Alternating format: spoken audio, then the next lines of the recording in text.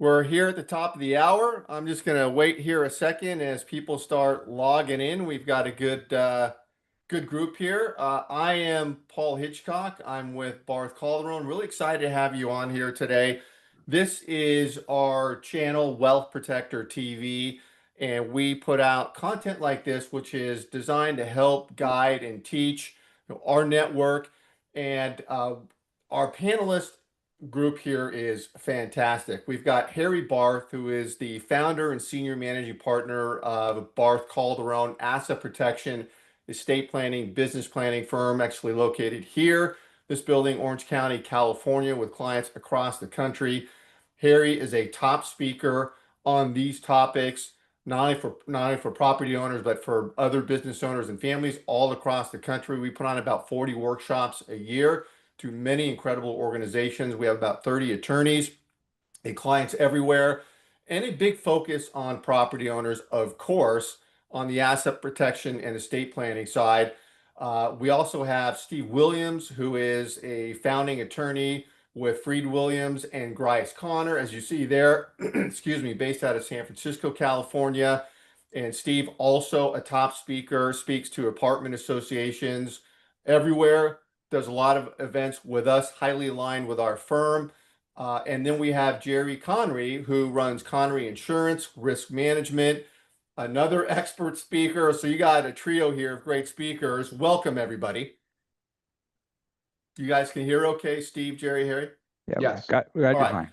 Now, as we get into this, a couple of things I want to mention. First of all, is each of our presenters is going to give a quick hit on hot topics going on in their discipline. We want to encourage engagement. The more questions from you, the better. And please put those in Q&A versus the chat, because chat, they get lost. So use the Q&A function, and we will answer your questions along the way. Don't be shy to do that. Also, because you've taken the time to show up here, we offer everybody that does this a chance to get with all or one of these experts in a complimentary assessment. We do those by Zoom calls or phone calls. And what I'm going to do is I'm going to share my screen right now and show you an easy way to get that done. So here, gentlemen, can you see that? Is that up there? Not yet. There you go. There it is. Yes. Okay, so there's a QR code up there. Just take your cell phone, and I'll put this up again towards the end, but just take a snapshot of that, put your phone up there, and that will direct you to a form where you can sign up for a complimentary assessment. The form takes you just a few seconds, your name, information. That comes into me.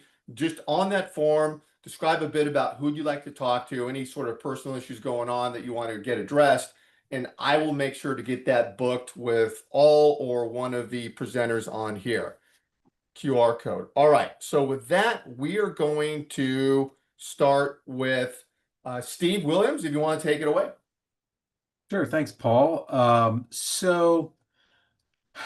a weekly basis, I get property owners, property managers, landlords coming to me after the fact, after they've gotten sued. They bring to me a tenant lawsuit or a threat of a lawsuit, potential claims.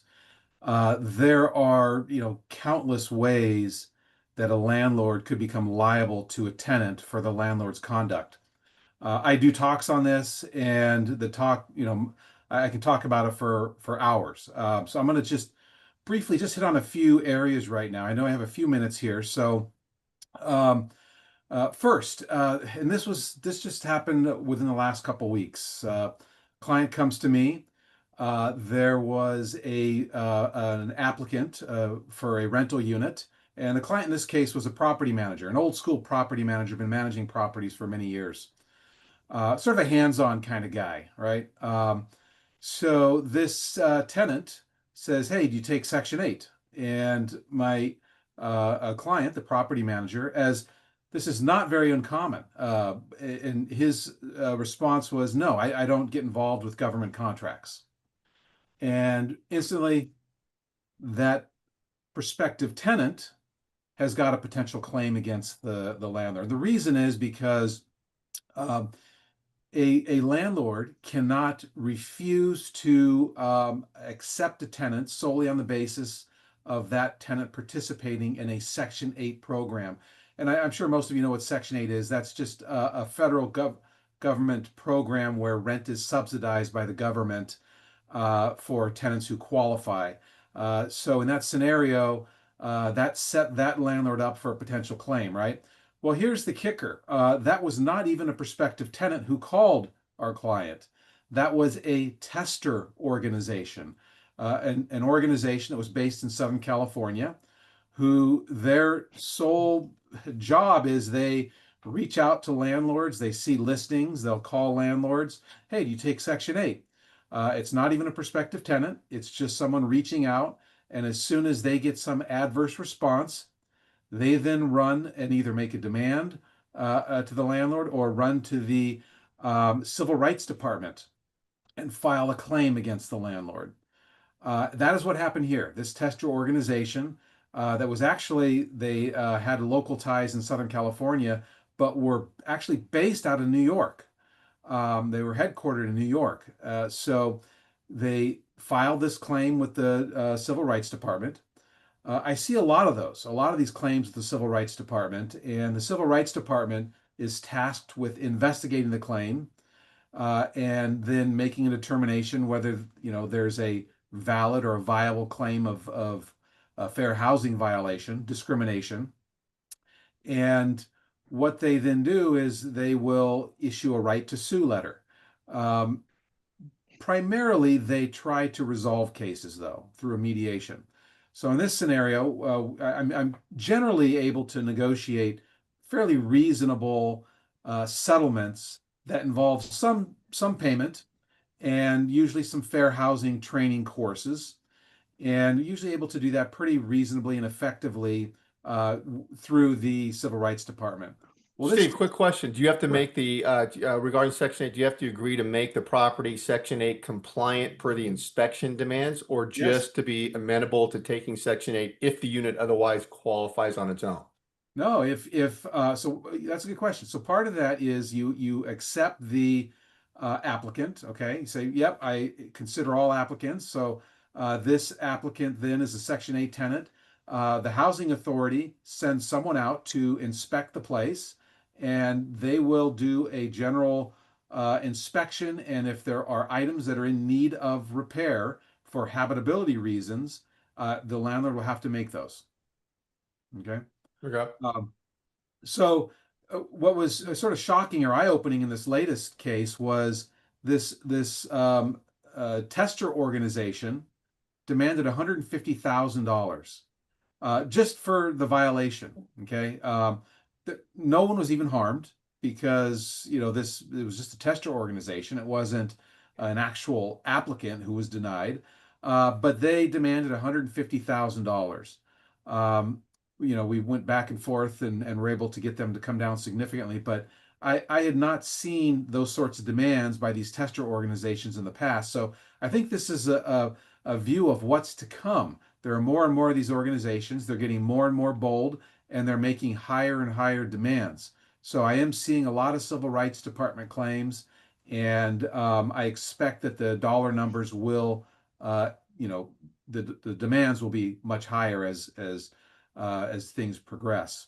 So the point is here, you need to, as owners and managers and property, landlords, you need to be aware of any fair housing law and honor them even before a tenant is in place. So even at the very outset, with your advertisements, your listings, with your screening, your vetting, you need to be compliant with fair housing laws. That doesn't just apply to Section 8 housing, it applies to um, service animals or comfort animals, which is another big one. I just 2 weeks ago, a client calls me up and says um, that the tenant applicant was approved.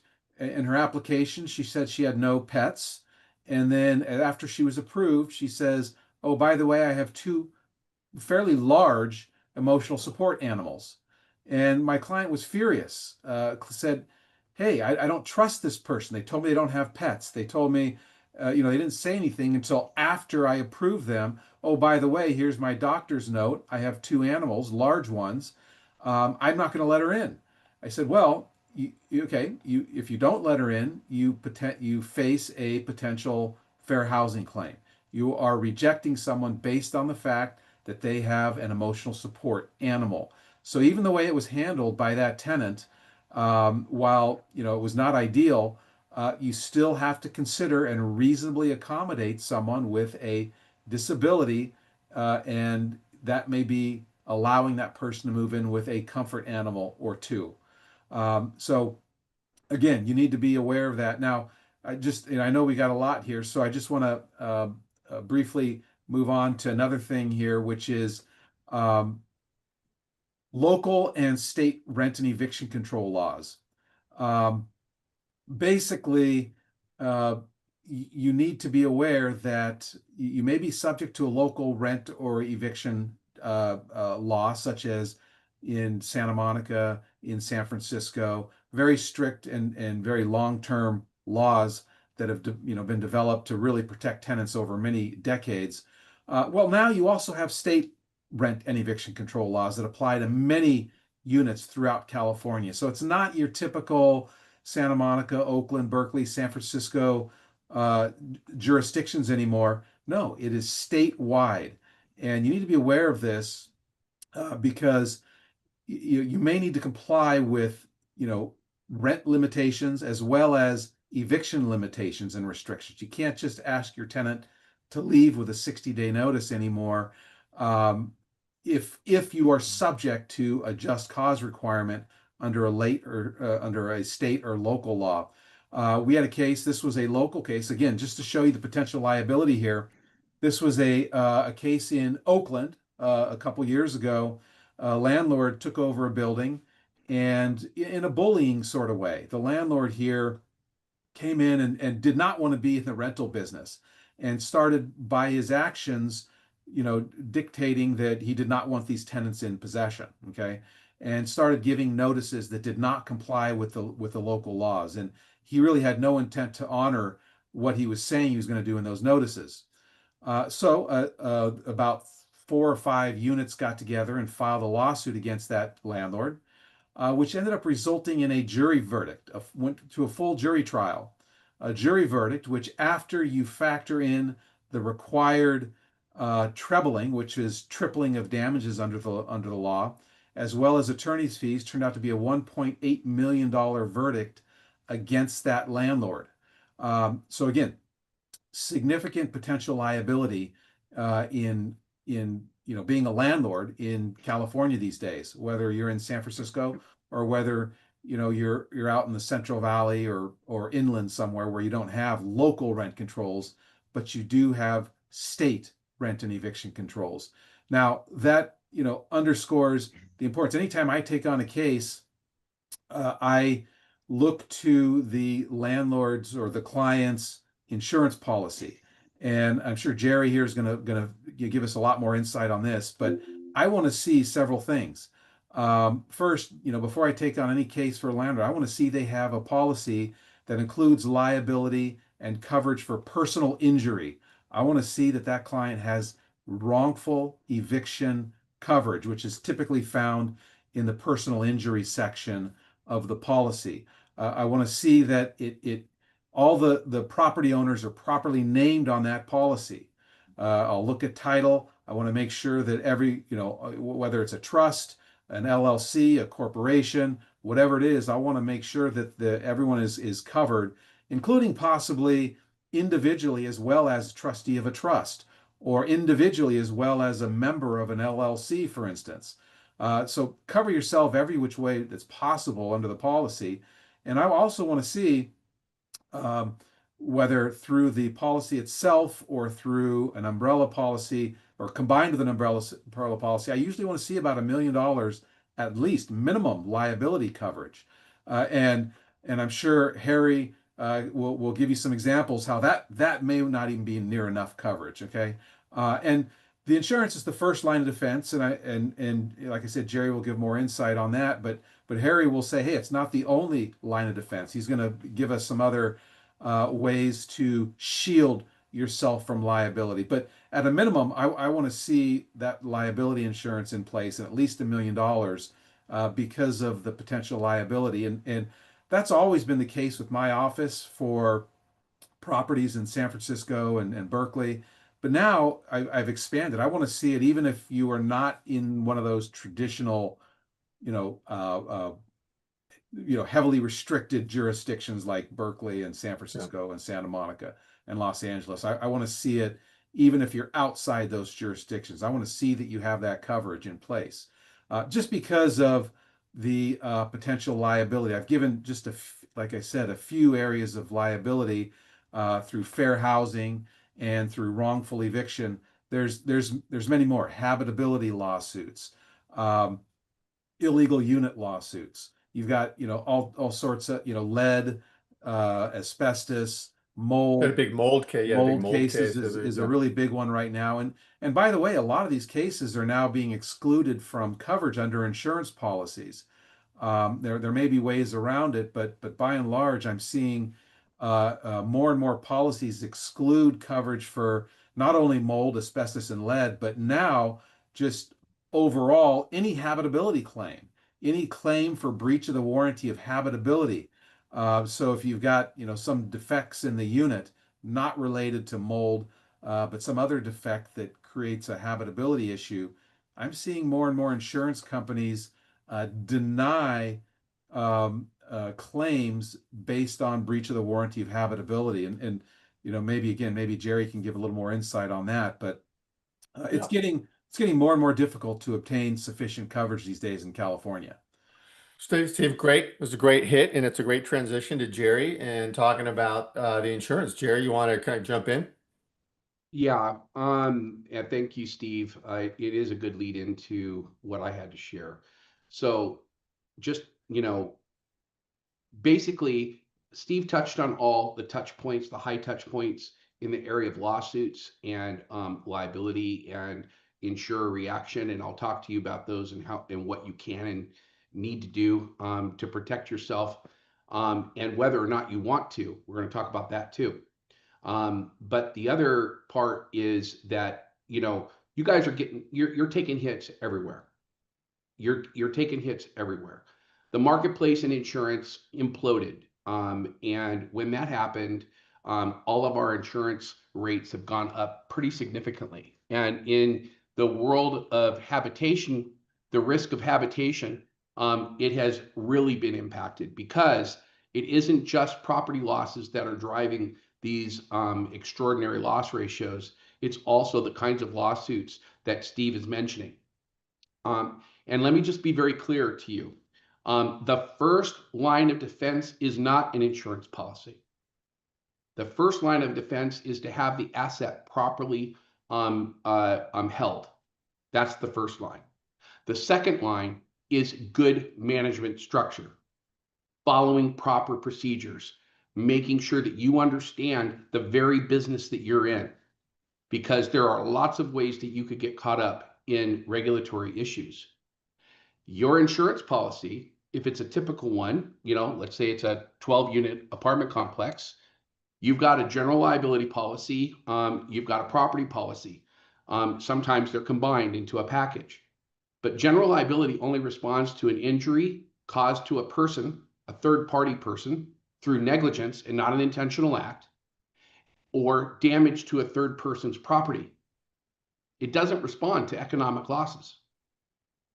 The only kind of insurance that responds to an economic loss, being sued for money because of an infringement of a rule, like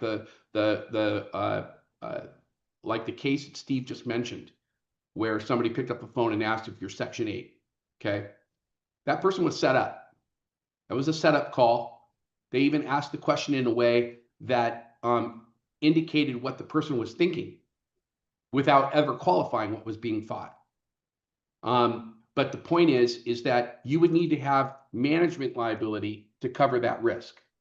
Okay, you'd have to have professional liability or directors and officers insurance, because management is the only kind of liability policy that will respond to an economic loss, contractual, whatever. And honestly, Steve, you're not going to find the right kind of protection, even in personal injury, on a general liability policy because it's really limited to certain types of acts, like a reputational harm. Okay, you tell somebody, no, I would never rent to this person again because of the way they left the unit. That would be something that would be protected under general liability. But in this world today, it's really important that you understand that it is not business as usual and that you need to shake the Etch-a-Sketch, so to speak, and kind of start over. You need to be looking at things like your lease contract and what does it say. If you guys are members of apartment associations, and if you're not, you should be, because it's the least expensive way to get best practice, access to best practice. Jerry, quick question on this before you go on. Someone's asking, what is your advice about when to make a claim with your insurer for a claim that likely has no merit or that you can solve with a payment of under 20 grand? Since we recently reported a claim from a leak of one of our units, person, was making demands. The insurer paid for a big repair instead of fighting it and canceled us. Yep. Any quick comment there? Well, I mean, it's not quick.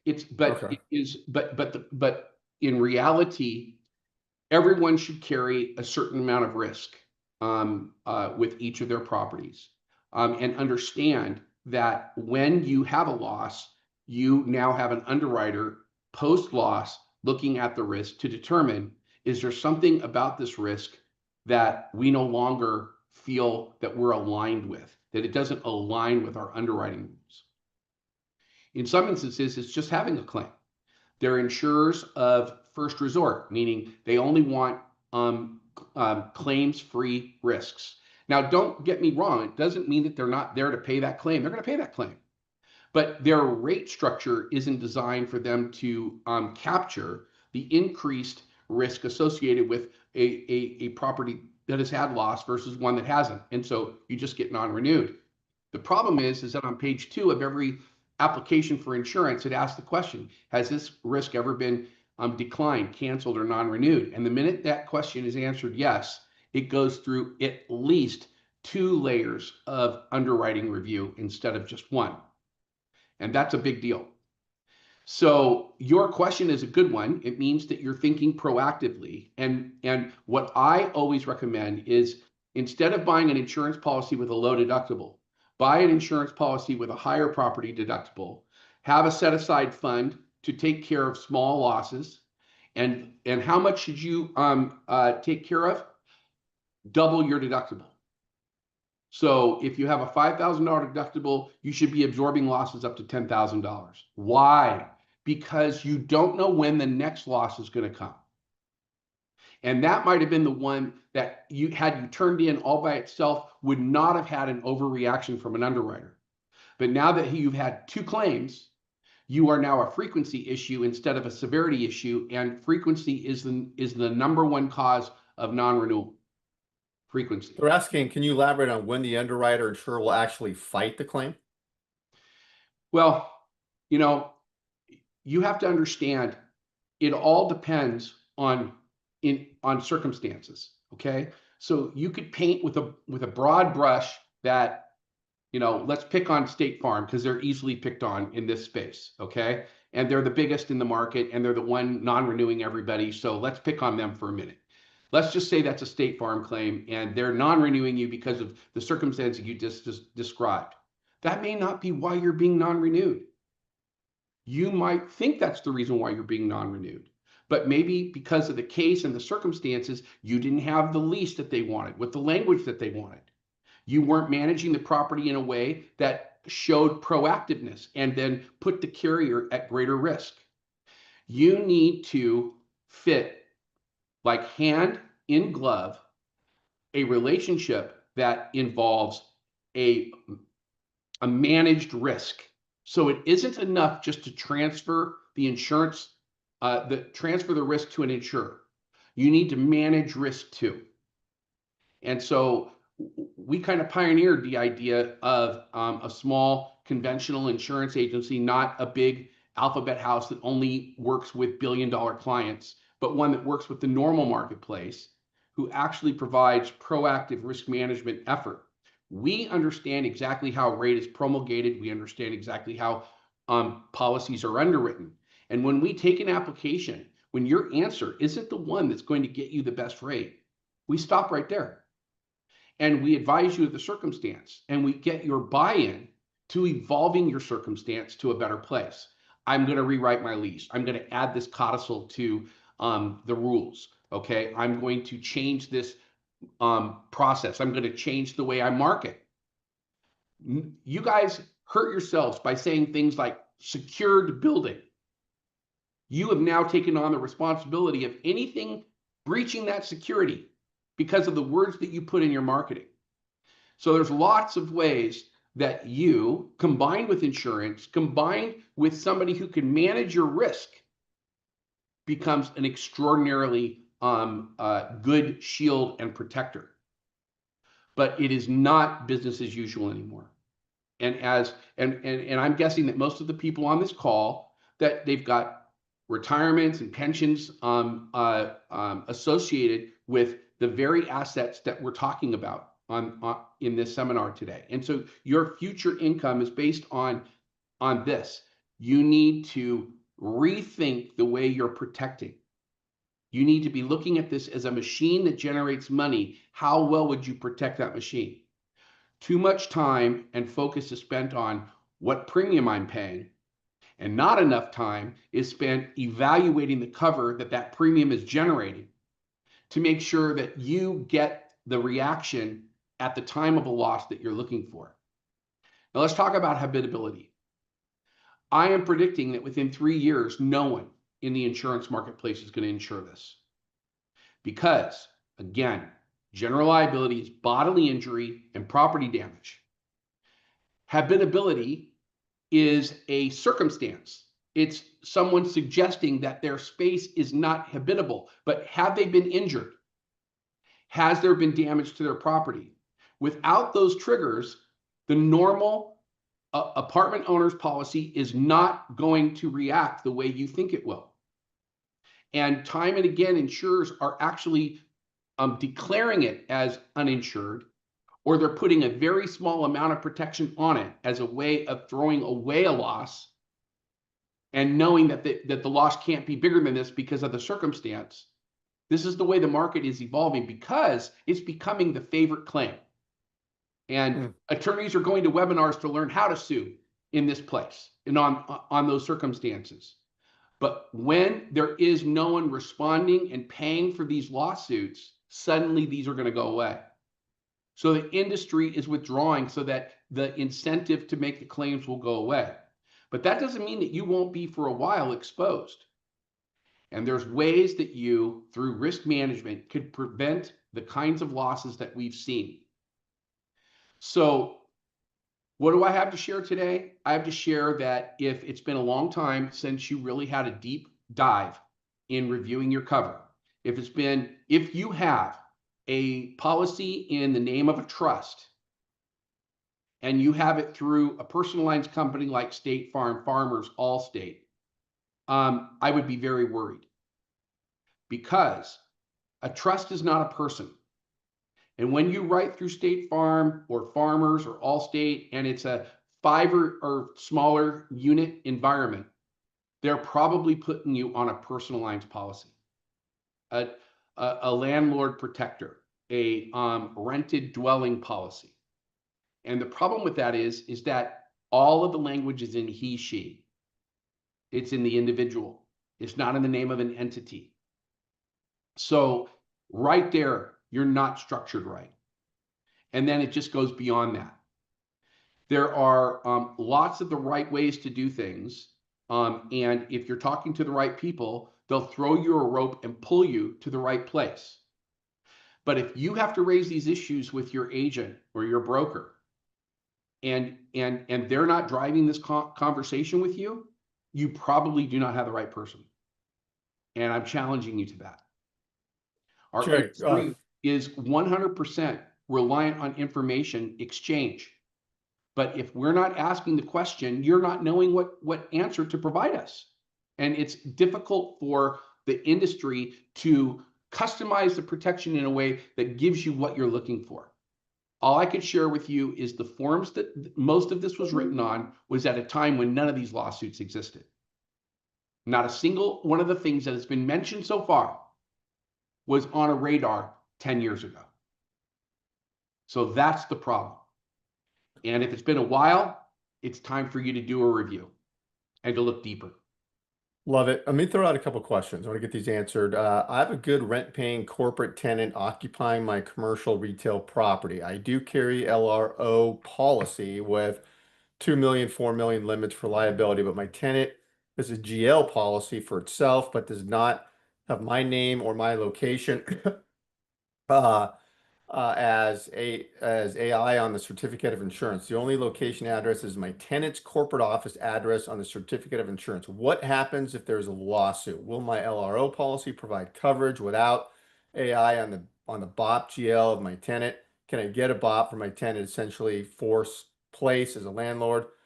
What should I do to terminate the lease? So long question. You don't need to terminate a lease. You probably don't understand the very document that's in front of you. A certificate of insurance doesn't matter what address is showing. If the entity that's being named as additional insured has a lease contract that says that they are to be named as additional insured, held harmless for the actions and activities within that space, and there's a certificate that's properly naming the landlord, the same name that's on the lease that document was signed to, and on an insurance policy that's naming the entity that signed that lease, then it doesn't matter what address is on that certificate.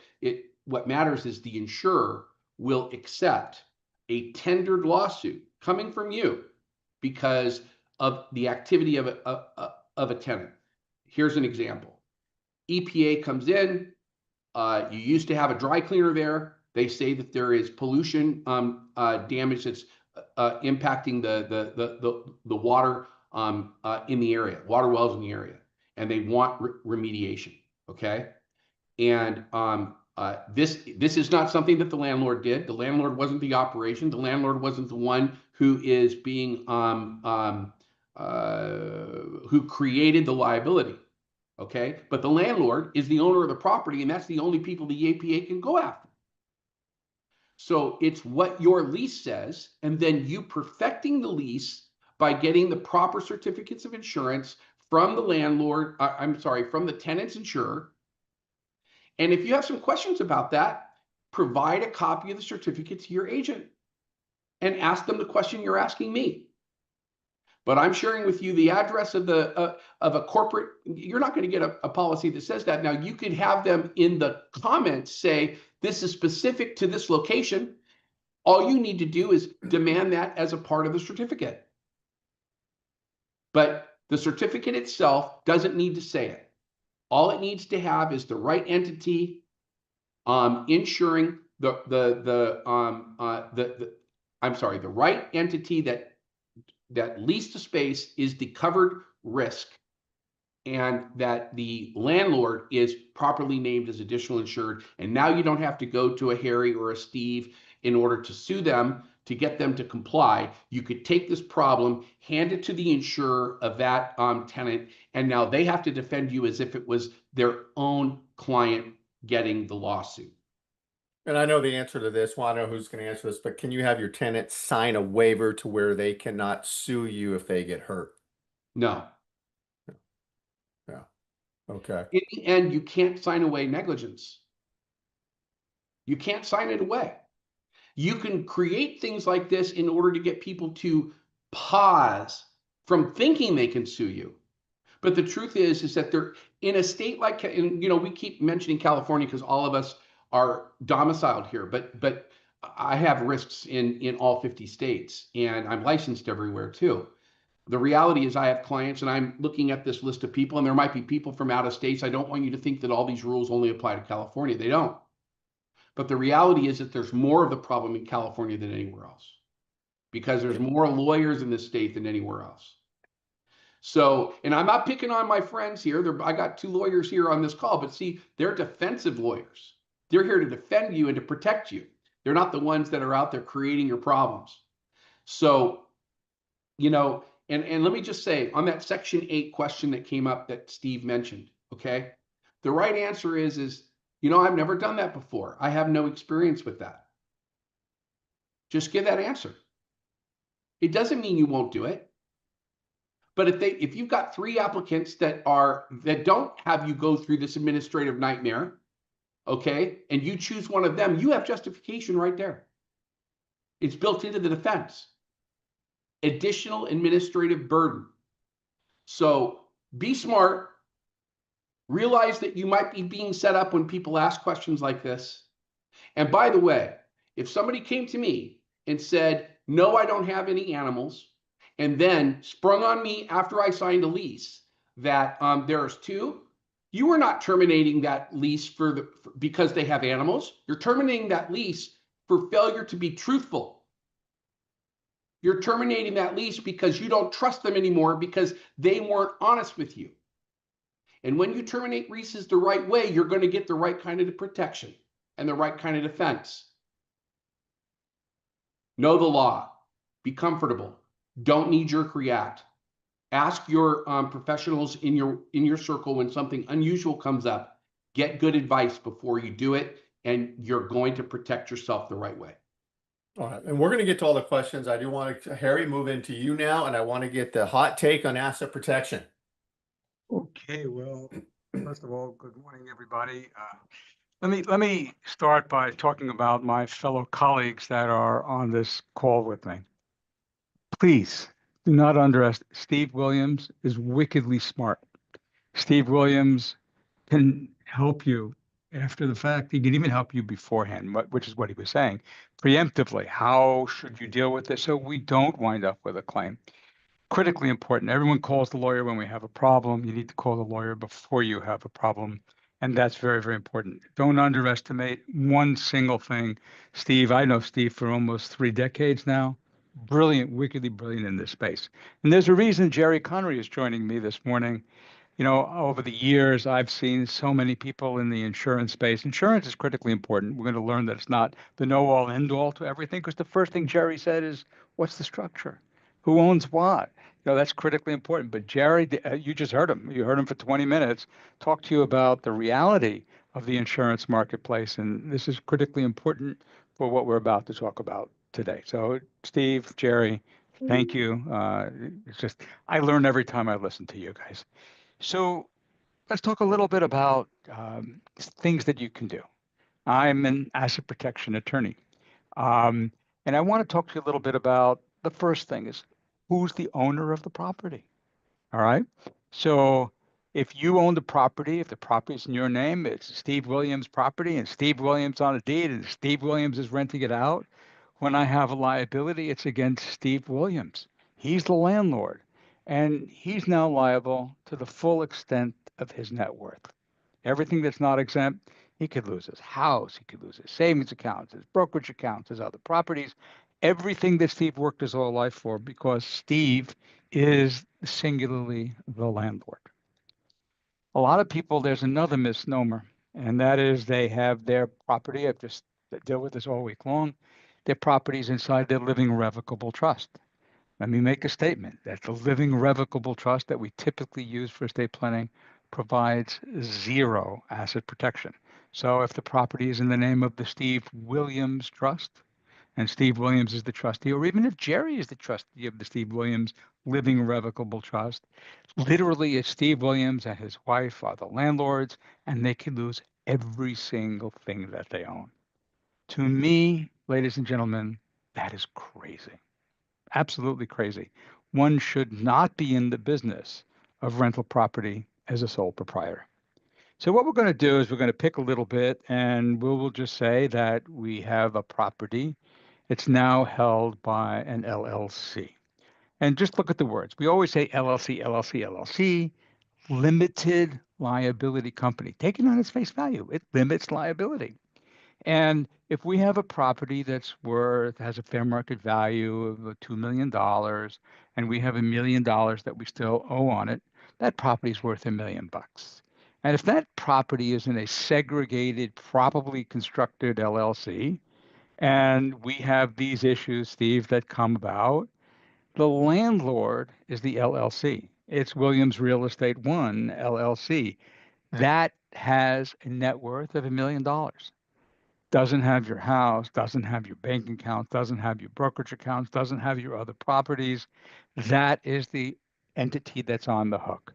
So the first thing is we got to make sure is who is the owner. Then, of course, when we get the owner, we got to go to Jerry and make sure that it's properly insured, that we have proper commercial insurance, that all the coverages that Jerry was talking about are attached to it. Because as we've learned with all these covenants, conditions, and exclusions, the insurance alone is not enough. But we start by having a limited partnership or a limited liability company that segregates that particular asset away from the rest of our assets. So a lot of people don't understand the utilization of an LLC. When structured properly, ladies and gentlemen, will not create a reassessment under California law. The LLC itself can be placed in the living revocable trust for probate, avoidance of probate, privacy, and estate planning benefits. And the LLC can be structured in a way that we have this singular property. Now, what do I see all the time? For some reason or other, I don't understand. People are afraid, it's $800 for an LLC in California. Yeah, it costs a couple of bucks to set it up, to construct it. It's not overly expensive, but the benefits are quite dramatic.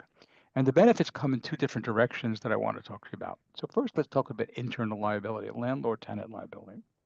So if we have three pieces of property, all right, with three groups of tenants, and each property is worth $1 million of equity, the value of that landlord, Steve will tell you, it's $3 million. That's a $3 million a pot of gold that any one of the three tenants, um, tenants, or any other attribute that comes from those properties go against that landlord's $3 million. Now, I don't quite understand that. Why would we do that? So by placing multiple properties inside a singular LLC, we make not only a larger amount of net worth for that landlord, we also increase the number of targets 300%. So the risk is way up. So we bite the bullet a little bit. If we created LLC 1, LLC 2, and LLC 3, kept them independent and segregated, a liability at LLC 1 won't affect 2, won't affect 3. That's unbelievable loss control. Jerry then helps and adds the insurance on it. Steve makes sure that your leases and the preemptive actions for fair housing and eviction are all taken care of. You can sleep a little bit better at night. You also have the opportunity to control, in many respects, through a little bit more sophisticated planning, the amount of equity in a box. So you might have $1 million worth of equity to start, but due to other business reasons, we may have had to borrow some of that equity or lien some of that equity. And instead of having $1 million exposed to tenant claims and other claims, it could be down to $300,000 for loss control. So there are a lot of things that could be done in looking at that. There is literally no better asset protection than proper segregation and diversification across your real estate portfolios. Jerry and Steve will echo that as well. But there's another side that we need to talk about, and there many times we have a liability that comes to us not from the properties, Steve or Jerry. It comes to us as individuals, all right? Because we were driving the car and we crashed the car, and we have a liability that's in excess of the coverage that we have, or we have a non-covered event personally that came from something else. My wife crashed the car, and I have a community liability. And now we're looking at the assets that we have, and can we reach those assets to satisfy that claim? Well, the answer is if it's not in an appropriately and properly designed LLC in an appropriate and proper jurisdiction, we lose the property. We could take it away to satisfy that claim. If we have structured our portfolio properly, with good jurisdictions and good LLCs, with not, and the magic is in the operating agreement, not in the organizational documents, then I should not, as a creditor, be able to reach inside that box and take your property away from you in order to satisfy that claim. What I should be limited to is a lien over the distributions that come from that LLC that you take out, but I can't even force you to take anything out because I get no managerial control. So there are two forms of liability, inside out, as Steve discussed, and then outside in. What we see more often than not is the attack from the outside in. In other words, the liability came from something had absolutely nothing to do with the ownership of the real property, and we have lost the properties and Harry, a millions of couple people dollars. are, a couple, this question's coming up is moving the property into the LLC. Is it going to change, is it going to be a tax hit? Someone's asking transfer tax due, So the what answer happens? to the question is no. No transfer tax, no tax hit, nothing when done properly. If it's done improperly, we could wind up with a problem. You have to understand how California law works regarding reassessment of property. If it's a proportional transfer, so if my wife and I own property, and then my wife and I own the LLC, and we transfer the property, and it's proportional, there is no reassessment. There's no tax hit whatsoever, as long as structured properly. Now, that's not exactly the same when you're dealing with a corporation. A corporation is not a favorable type of entity for real estate investment and real estate leasing activities. And you'll talk to the mortgage lender as needed if they're given some roadblocks there for somebody and they don't Yeah, get it. let's take that urban myth apart as well. I've been doing this for almost 50 years now, and we're all concerned about what they call the due on sale clause when we transfer ownership of the property from our name into the LLC. Well, let's first by understanding it's not a sale. I own the property before, I own the property after. The lender's security interest is not impaired whatsoever. 95% of the time, the lender that's servicing your loan no longer even owes the loan. They sold it off to somebody else 3 weeks after the loan closed so they get more money to sell more things. We rarely, as long as you're making the mortgage payments, we rarely see a lender that comes in and says, we want to pull the due on sale clause.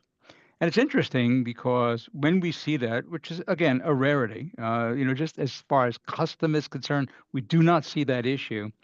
We then speak to the legal department for that particular lender and say, let me ask you a question. Now, the interest rate on this particular loan was 3%. The interest rate on new loans is 7 and 8%, and a bunch of fees associated with it. So let me ask you a question. Is the bank's security interest impaired in any way? No. Do the same people own it before and after? The answer is yes. And let me ask you another question. If your security interest, Mr. Lender, is in the property, Steve, and I prevent other creditors from reaching into the property and reaching the equity, isn't your security interest stronger as a result of that? And is it common knowledge that most real estate is held in properly formed LLCs? And the answer is yes. And I say to them, as Steve would say to them, that's bad faith. You're just trying to jack them to raise the interest rates, and 99% of them will go away at that point. And then, of course, if there's ever the very, very rare condition, we have ways around that could be helpful to make sure that we don't get involved in a due on sale or a default. So I think that should answer that question. Just in practicality, it's really not much of an issue whatsoever.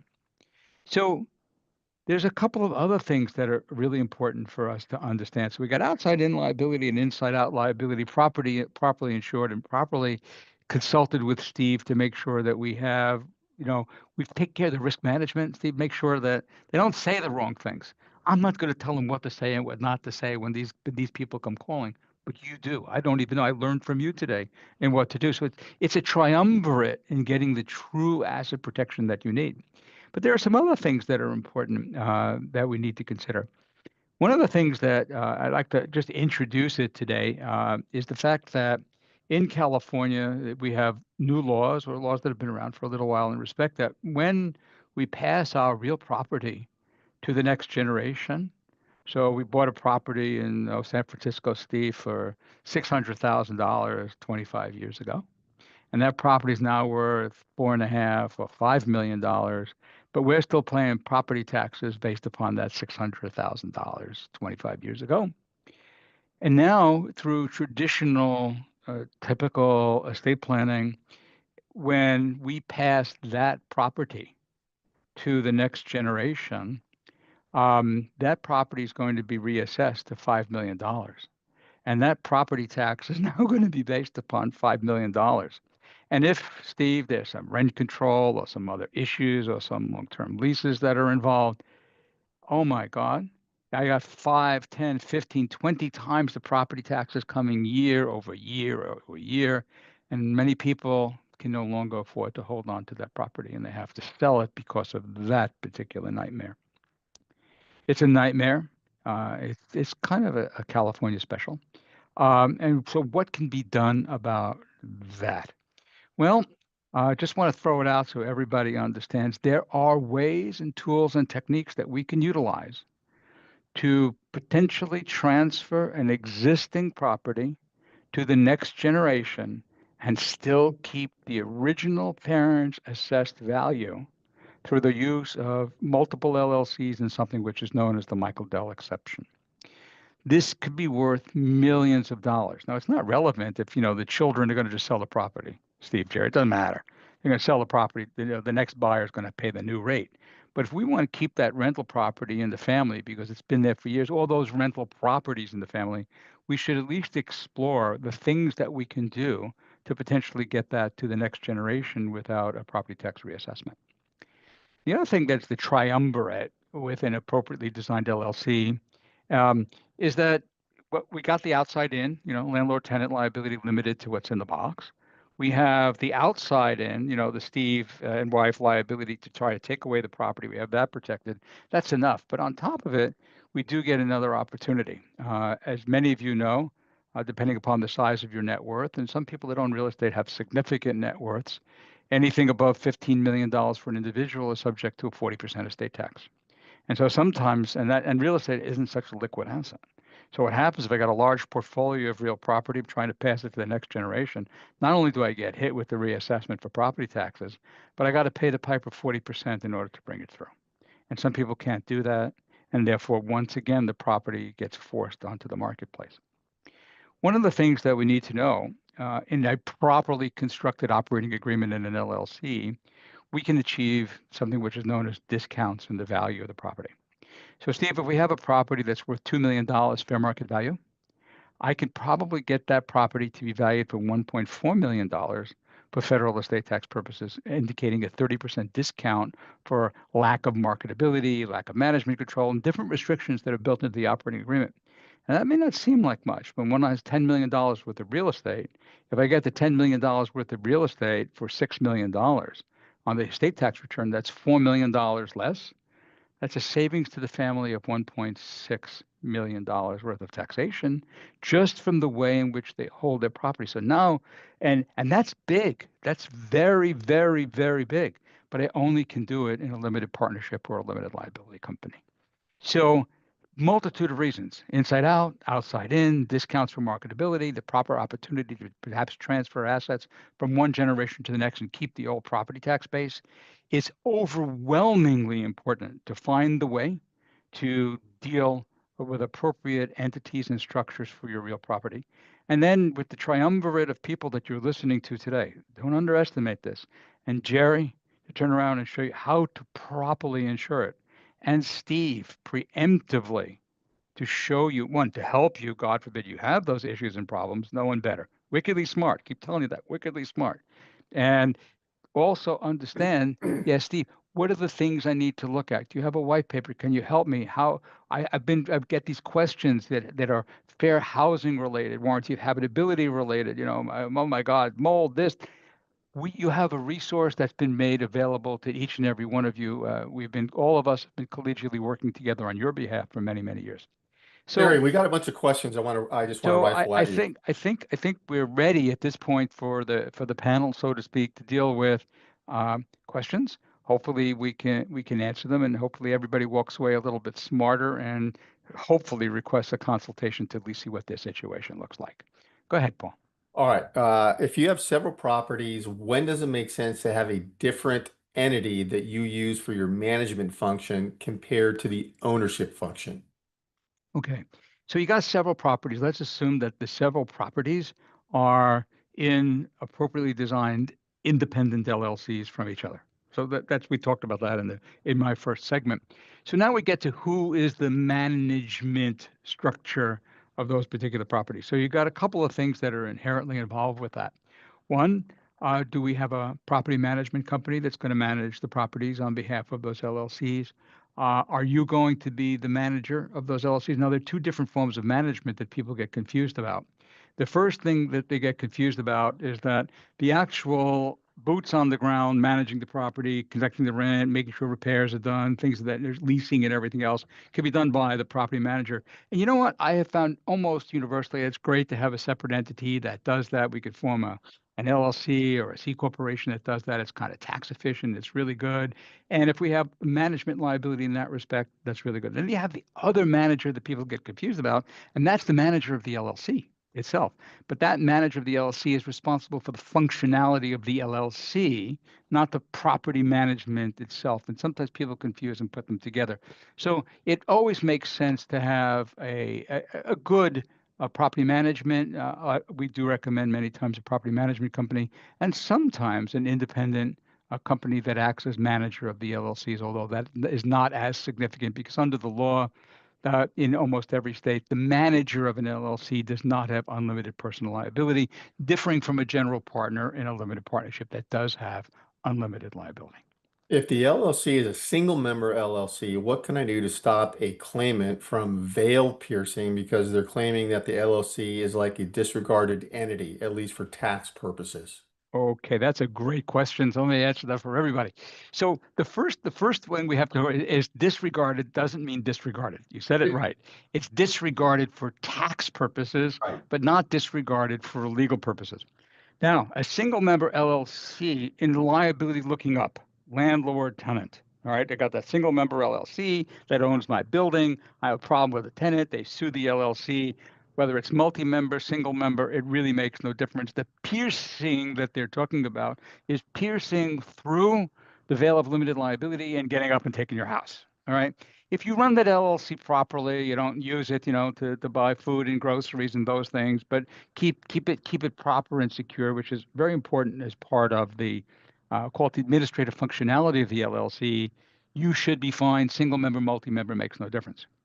Where that makes a difference that people don't understand is not the piercing of the veil, it's the reverse piercing of the veil, meaning I have a liability to me from my car accident, and I'm trying to get into the LLC to reach that property. That's where jurisdiction comes to play. California, in a single member LLC, it's more likely than not that the court may allow one to pierce into the LLC. It's a reverse pierce, an alter ego kind of argument to go in and try to get that property. If it's a multi-member LLC in a jurisdiction that does not allow us to go in, we are much better off. And Steve, if he's defending you, would have much, much better arguments that are involved. So let's not get confused with piercing. There's piercing up from the property to you and from you in. That's the reverse pierce, the two different pierces. Double pierces. Can you transfer your income property into trusts that billionaires use for bulletproof asset protection, or are Wyoming, Delaware LLCs more bulletproof than these trust structures for California properties? Which structure provides the best protection during a debtor's examination? Okay, so debtor's examination already tells me that we already have a problem, and we're either in one of two places. We're in a bankruptcy court, or two, there's a judgment, and the plaintiff is trying to determine what your assets are. So the first thing to understand when we look at that is there in asset protection. Let me make this very, very clear. There's no such thing as bulletproof. All right, it's bullet preventive, but not bulletproof. If you have somebody or a scenario that's really well moneyed in a lot of circumstances, and then they're willing to work for 10 years to reach your assets, maybe at the end of the day they can. Doesn't happen in practical reality. So let's just start. Asset protection is leveling the playing field. Asset protection is making it easier for you to settle. Asset protection is driving it to Jerry's insurance policy and keeping it away from your house and your brokerage account. But the word bulletproof should not be used. That's a misnomer along the way. Now, the best structure, if we're talking about that, when one is examining, is when the properties should always have been in an appropriate LLC in an appropriate jurisdiction. But with the belt and suspenders approach, in order to prevent one from getting into the LLC or charging the LLC, to have that LLC held by an appropriate type of trust, asset protection, irrevocable type of trust, gives us the best protection that we possibly can. So if I'm looking at you from a debtor's examination point of view and I ask you, do you own the property? No, the trust owns the property. All right. If that trust is in Nevada and you're in California, now I got to go to Nevada to try to reach in. It gets a lot more complicated. And the more complicated I can make it, the more difficult I can make it for a plaintiff to reach your assets, the more likely to be able to settle for 10 cents on a dollar and go on with your life. So, and that's also gets to a Jerry question that we get all the time is how much insurance should I have? Enough. Too much is an invitation for a whole bunch of lawsuits. Not enough jeopardizes our assets. But the proper structure and the proper amount of insurance, which is, it's a fool's guess. It's almost what's you feel the most comfortable with is the proper. But an LLC in a proper jurisdiction, whether it be Wyoming, Delaware, and we could talk not at this time, but you can ask for consultation of why Wyoming, why Delaware, why Alaska, why Nevada versus California, and I'll be more than happy to answer those questions. But those and that's held in an appropriate asset protection trust, not your living revocable trust, really gives us significant protection. Harry, if you don't mind, hold on. Yeah. Harry, if you don't mind, I'd like to just add a little bit to that question. Please, Jerry. Okay, so more learned folks in the world of insurance can answer questions like that, not just through experience, but through actuarial data. So if you were to query me and say, I have an asset worth this amount of money, it's located here, and this is the operation, I can actually dive into actuarial data, usually through a company called Advisen, which basically collects every lawsuit information, both filed and closed, and what the outcomes were. And then it could tell us on a percentile basis, to carry $2 million would cover 79% of all claims. To carry $3 million would cover 91% of claims. To carry $5 million would cover 98% of claims. It gives you a very good feel for where the sweet spot is in protection. And that data is very important to underwriters too, because maybe the first 3 million or 4 million of protection is going to be at this level of premium. And every million above that is going to be at this level of premium, because the likelihood of the loss penetrating that layer of $1 million is less likely, 2% of 100, 1% of 100. So you can actually dial this in, but one of the things that's always measured is what is your net worth and how is the asset held and what is the value of the asset in what it's held in. Those things that's right, matter. Jerry. You see, why have $5 million of insurance when I only have $1 million that's exposure? Right. Makes no sense. I see it all the time. You're just inviting a claim, lawsuits. and you're inviting a bigger claim. And I will tell you the stupidity going on in the insurance place right now. Okay. I will tell you that I see questions over here right now. They're coming in. I get to see them as a panelist. And a lot of questions are being asked about post-claim or claims experience. Let me just tell you, I have seen a circumstance in which an accident involving less than 10 miles an hour had a $1.6 million payout. Okay, with 2 people in vehicles. Now, I just want you to think about that. You get on a roller coaster ride that you paid Disneyland $150 to go and ride, okay? And you'll get more bumped around on that than you would in the accident I just described, and yet some court somewhere in the land just paid awarded $1.8 million. It's crazy. Yeah. So we also have to be, we're also paying attention to these nuclear circumstances, right? We call them nuclear claims or nuclear. In other words, when the number is way outside of what was anticipated or expected, and we adjust accordingly, because those get the attentions of the lawyers too. So not only is the insurer looking, but also the next person that's looking for the next circumstance in which to represent somebody is looking at that and using it as fodder in the way they're structuring their claim, the way they're making their demands, all of that. So they can make any damn demand they want to. All right. Not until everybody agrees to a settlement does the number matter. Right. Yeah. Well said, Harry. Someone saying you said person suing cannot get into LLC until owner takes money from LLC, but owner takes out rent and ultimately sells, so they can still get the money. Well, no. So that's not exactly what I said. Let me clarify that. So if if I have a liability against me and I have a properly constructed LLC that owns my property. And so then looking down, they see that, and the remedy that's available is for the creditor, my creditor, to place a lien over distributions that come from my LLC. It's called the charging order. And if properly done, that's the only thing they can do. And they can't even force me to take a distribution. So since the judgment is against me, or the liability is against me, if I take money out of the protected box to me, of course they can get it. But they can't force me to take money out of the box. So I could use the rental income and keep it inside the box. So I opened up a bank account inside the box. I got Harry's apartment building and now a Harry's apartment building bank account. And I take the rental income and put it inside Harry's apartment building bank account. I can pay my mortgage payments from there. I could pay my insurance premiums from there.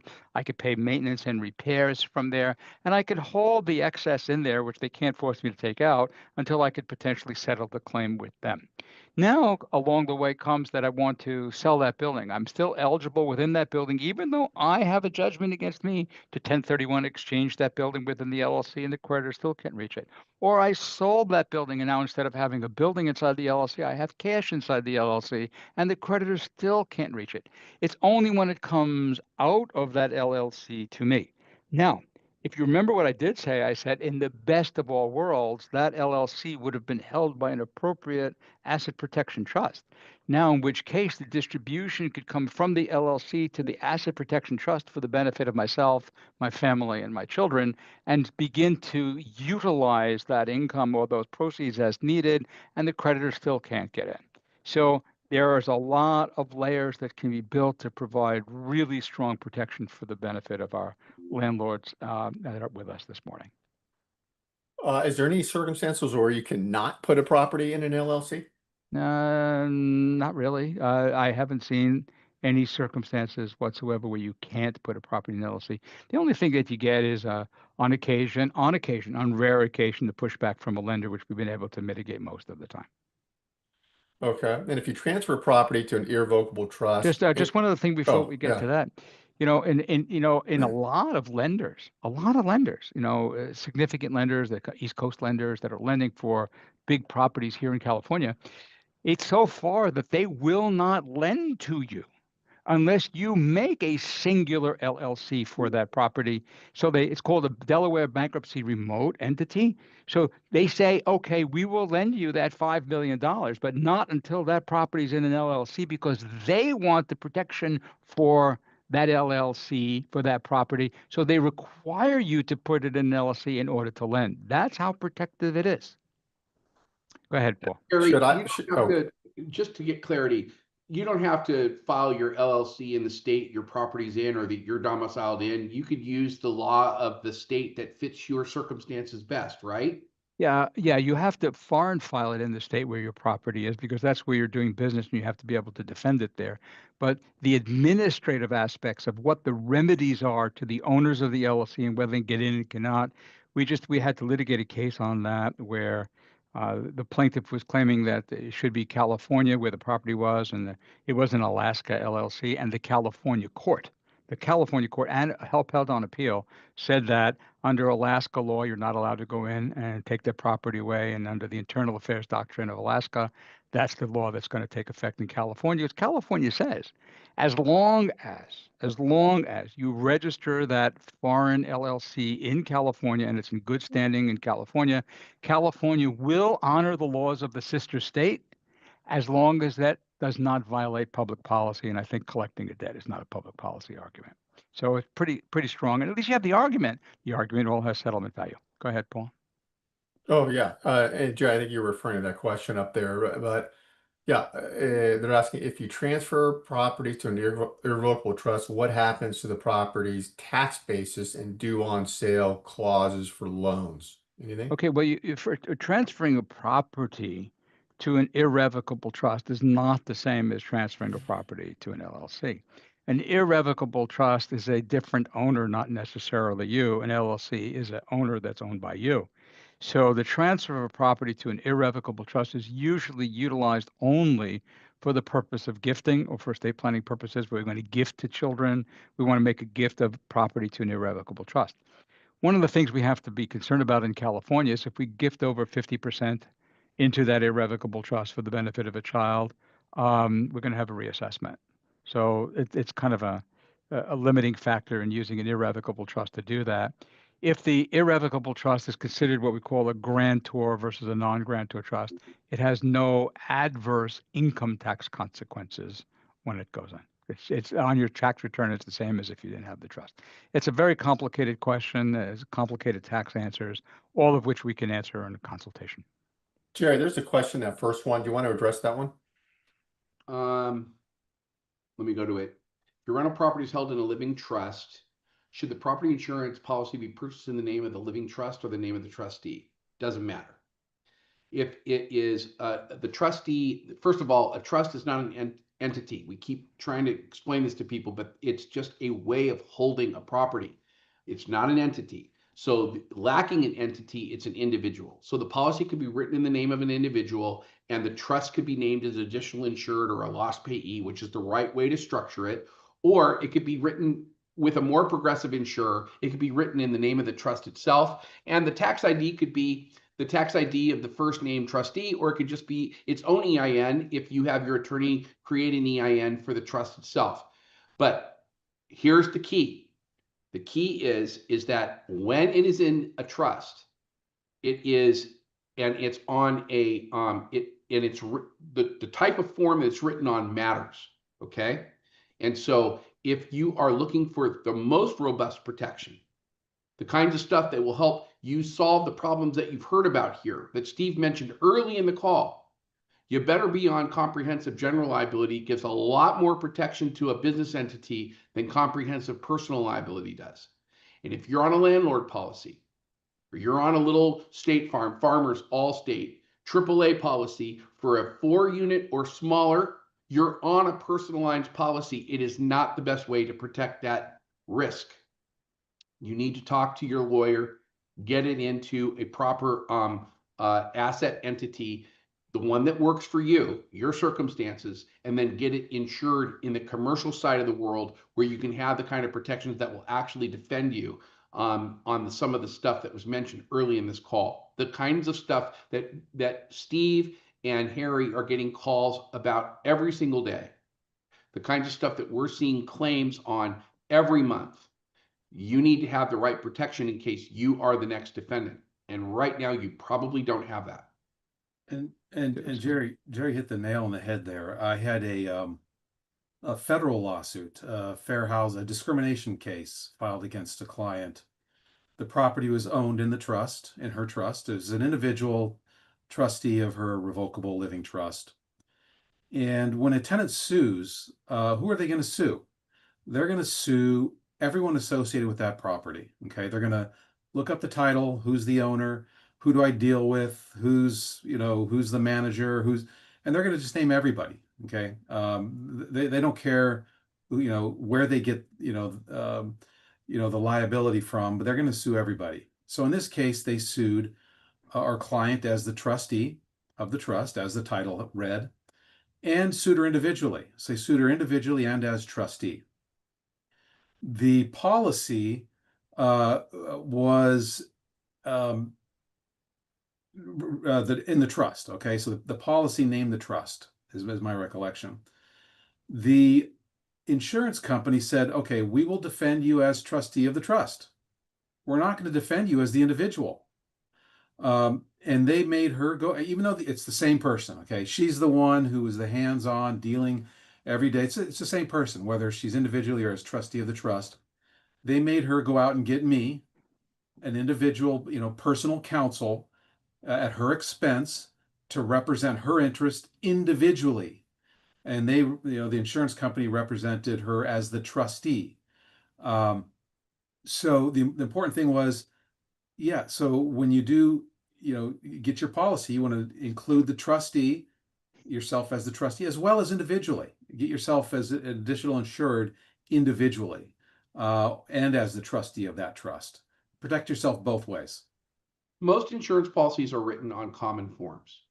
most commonly forms are the Insurance Services Organization, ISO, and you'll see it at the bottom of your policies. There's little codes and little numbers, and they're very, very valuable, because if you put that code or information in, you could go into ChatGPT or something and ask a question, and it will feed back in a very layman's term the response you're looking for, very often, and quite good. Okay, I would ask it 2 or 3 different ways to make sure that you're getting the nuance of the question answered. But let me just warn you about one thing that was just shared, and you're spot on, Steve. But we're dealing with human beings that are the claims reps, and not all of them have 39 years of experience like I do. They often try to pull that kind of crap. You cannot split the human being between trustee and individual. I'm sorry. I would have had a complete reaction similarly to the way you're seeing me right now, because I'm offended by the response by the insurer on something like that.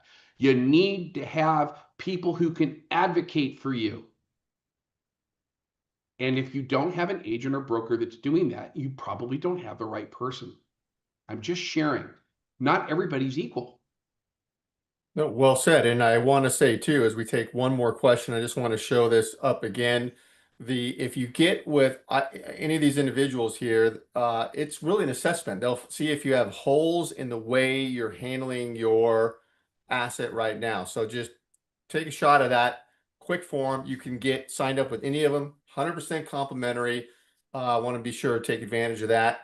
All right, I'm going to do this last question here.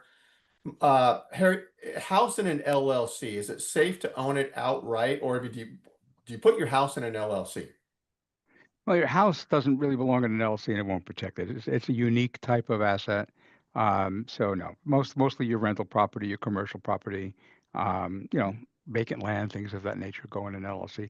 Your house is a little bit different approach to it because it has a homestead exemption in California. There's capital gains bypass treatment for certain amounts of it, certain income tax deduction. You don't want to lose that by putting it in an LLC. And there's also a hard differentiation because if it's your house, you live in the house, you need to be paying rent to the LLC for that. It's a mess. It doesn't traditionally work. We don't make that recommendation. Excellent. All right. Well, we're going to look to wrap it up here. I want to say thanks, Steve, Jerry, and Harry. Awesome as usual. Thank you everybody for attending this, for the questions. Again, if you have more questions, we'll get anything answered. My email's also up in chat. You can get to me. Can you please put it up to scan? Yeah, let me share. Close out with that. Yeah. Good timing Okay. there. So this will come up in a second, but scan that, fill out the form. It'll take you 5 seconds, and that will get you with any or all of the presenters here for a complimentary session. We do that by Zoom or phone call, your choice, but just scan that, take a picture of it, and that's how you can get signed up. And thank you, everybody. I really Thank you. appreciate it. Thank you, Thank you, Paul, everybody, for being Steve, here. Jerry. Take care. Bye-bye. Thank you Bye, so all. much. All right. Thanks, Thanks. everybody. We'll see you next time.